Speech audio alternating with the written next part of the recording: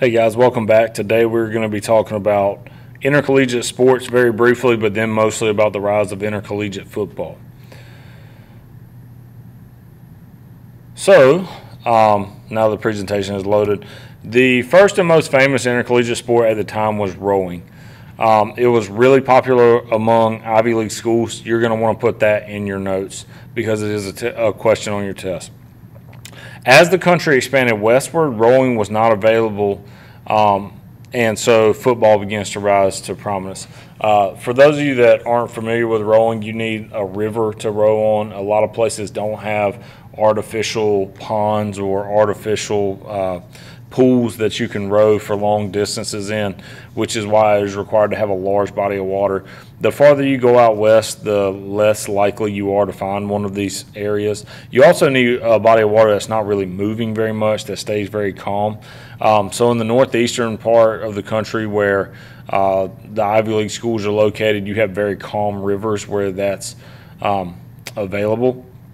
The farther west you go, the less readily available those rivers are. So football becomes a very, very popular sport.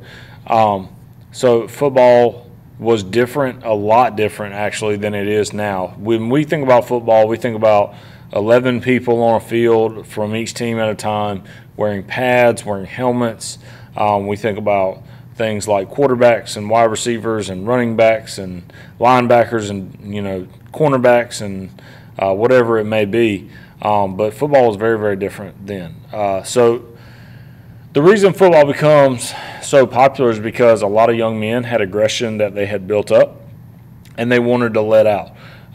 Just like people get angry today and they fight, or back then they would go to war. They wanted something physical to let that aggression out. So football provides an opportunity for physical contact and martial strategies, meaning like a way to fight, not found in sports such as rowing or baseball. So the first football game on November 6th, 1869, Princeton traveled to Rutgers to play the first ever collegiate football game, and Rutgers won 6-4. In 1872, rugby-style rules were adapted to allow running the ball. At first, they were only allowed to pass the ball. So in 1872, the run game becomes a thing. The running back becomes a position. Originally, there were two styles of play. You have the Yale style, which is more like modern football that had 11 players on the field, and Harvard style, which had 15 players on the field at a time. So football's popularity begins to expand from East Coast schools to Western schools like the University of Michigan. And I know Michigan is not what we would consider westernmost, but you have to understand that back when football first became popular in the mid to late 1800s, Michigan was as far as civilization or American civilization went. So it is thought of as the westernmost school. And even if you go and listen to their fight song, they talk about being the best college in the West. So Michigan's football team tried to travel to Cornell, which is in Ithaca, New York, but the school's president didn't think football was important enough for students to travel to play, which is crazy to think about today because now without football programs, there are some schools that literally could not afford to exist. Here are pictures. This is a picture of the first Michigan football team. This is a very famous picture of Desmond Howard, who won the Heisman Trophy and was a Michigan football player. Michigan being one of the traditional powerhouses in college football.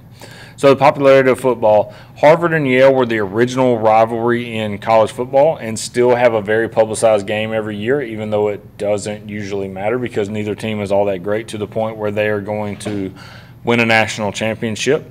But typically Harvard and Yale play towards the end of every season. It is both teams' last game, and they play in a week when no one else is playing, or there are just a few games being played that week. In 1878, Yale agreed to adhere to Harvard's 15-player rule, but they wanted a $100 guarantee that they would play on Thanksgiving Day. Now, put this as a note in your notes, like make sure that you can find it. This showed how important the game was becoming and how commercialized it would become. So I know $100 doesn't seem like a lot now, but $100 was a lot in the 1870s.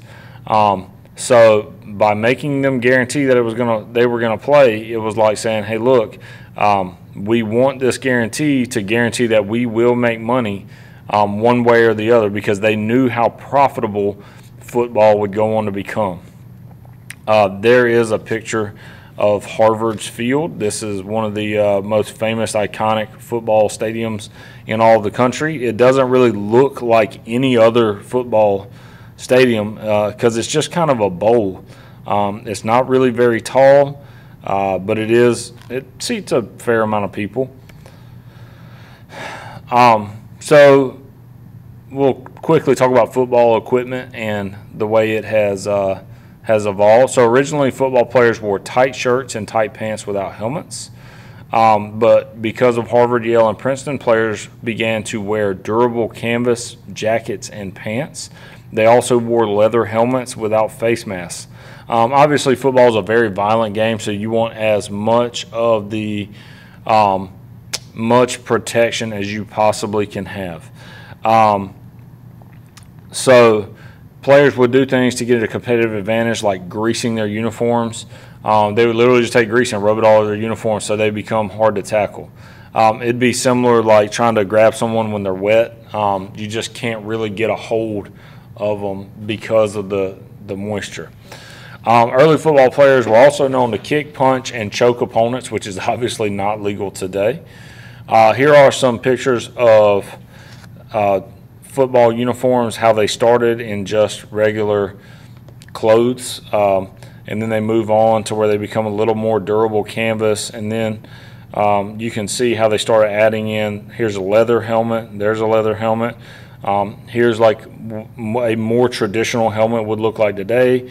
Later on, the face mask would be added in, the shoulder pads, leg pads, all the way up to helmets today or equipment today that is really, really very good. There are some helmets that claim to be anti-concussion helmets, which we know there's no such thing as an anti-concussion helmet, but it's essentially the helmet, it puts your head in like a bubble. So almost, it doesn't really matter how hard you get hit. The helmet absorbs the shock of the hit from the other player to prevent you from getting a concussion. All right, guys, that's where I'm going to stop today. Please make sure that if you have any questions, just send me an email. I'd be more than happy to take a look at them. And I hope you have a great day.